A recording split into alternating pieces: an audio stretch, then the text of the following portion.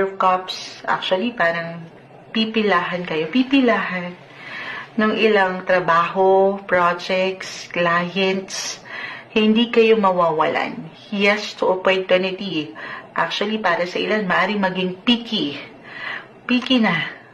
Lalo pa kung expert na kayo sa inyong mga ginagawa or professionals. But stay humble. Be humble.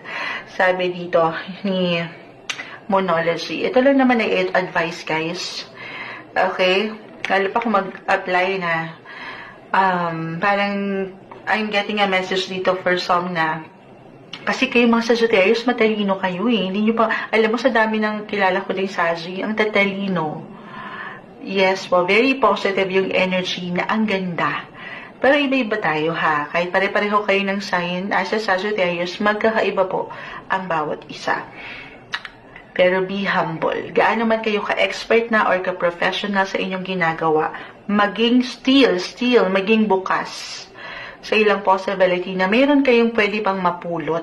Kahit sa simpleng pagpapayo, okay, kita mo parang kang nagiging picky na rito, na okay lang naman, meron na kayong standards. When it comes to relationship ba to? Dapat naman talaga may standards, pero maging open lang din. Kahit sa simpleng payo, sa pagdating sa halimbawa sa trabaho, sa ilang teammates niyo, workmates, kasi